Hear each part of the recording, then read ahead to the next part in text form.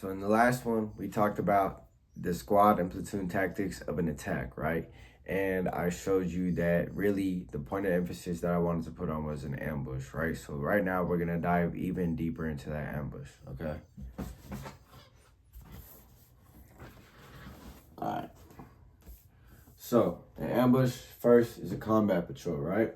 An ambush is the variation of an attack from a concealed position against a moving or a temporary halted enemy. Need not seize or hold ground. It can destroy or harass enemy forces. What do you mean by destroy or harass? Here's the definition, man.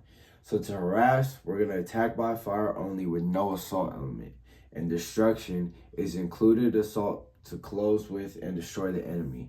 So when you want to put it in the perspective of CST, you are going to be doing that destruction because you're always going to be using that assault element, right? You're going to have a full-size platoon and they're going to expect you to utilize that entire squad to really be that assault element or that entire AS1 and AS2 squad element, right?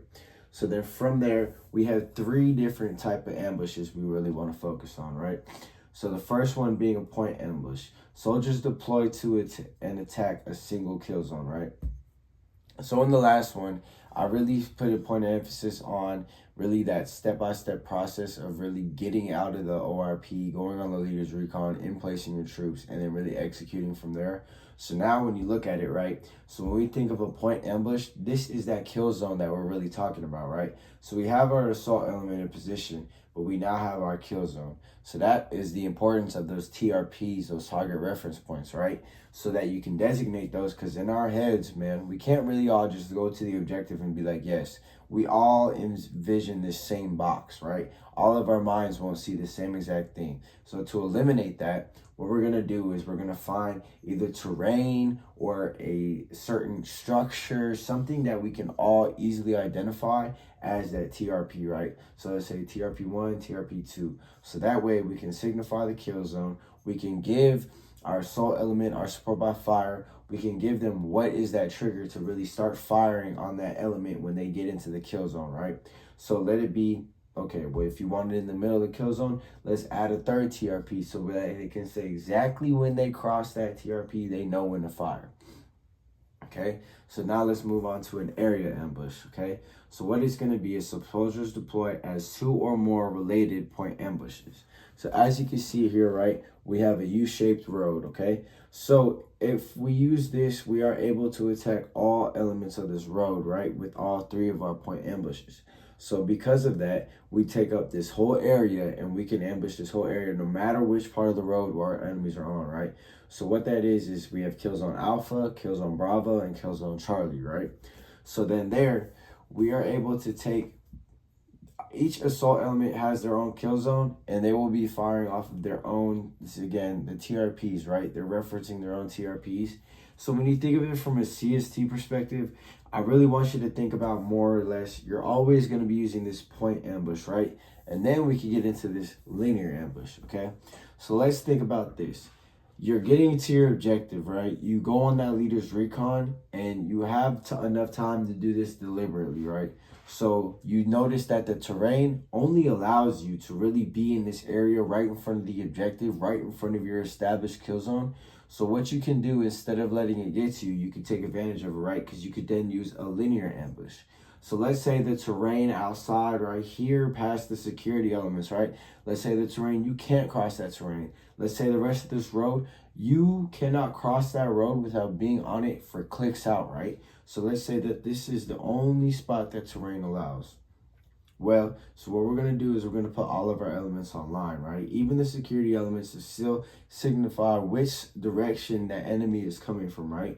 And then we still have our assault element and our support by fire elements, right? So then that way we have established an LOA so that once we get that enemy to kill into the kill zone, we fire, and then we get through, we assault through, we get to the LOA, boom. We can then establish that 360 security, but we started from a linear position, right?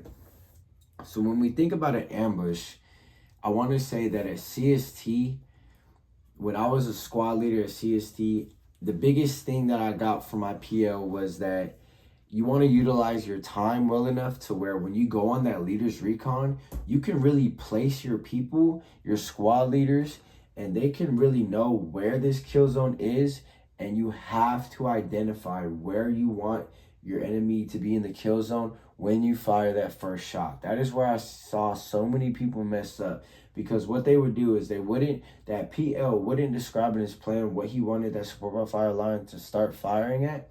So what it would happen is that enemy element would just cross all the way through and pass by. And then they would call index, because it was like, well, there's no one for you to fucking shoot at. There's no enemy to ambush, right? So what you need to do as that PL during that planning phase is make that a key point of emphasis, right? That whole point of that ambush is to, one, get in position in a timely manner to where y'all are all set, just waiting for that enemy to get to right where you need them in that kill zone, to where you could fire, then you could assault through, and then you could get the mission done, right? So again, with an ambush, I would say, obviously, think about your terrain, you know, like how I brought up, if terrain limits you to where you can only do this linear style ambush, then okay, so be it, right? You have something to use for that. But if you're able to really get to an advantage to where you can set up your security teams, put them in certain spots, say it's higher spots in the terrain to where they can see further out to where that enemy element is coming from. Let's say it's to where your support by fire is way more concealed, where your assault element has a better avenue of approach onto that element. Let's just think about everything that goes into it, right?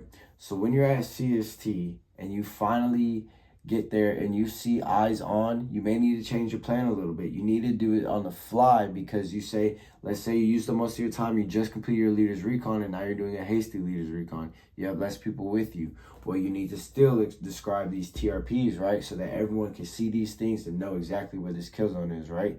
So there's going to be time against you. There's going to be personnel that they may not know everything against you. So what you need to do is put a key point emphasis on those TRPs, right? It's going to solve a lot of issues, and a key point of emphasis on where on the kill zone you want them to be.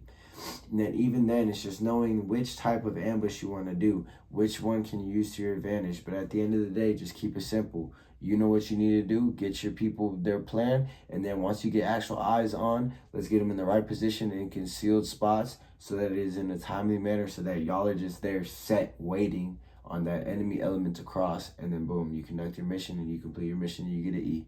That's all there is to it.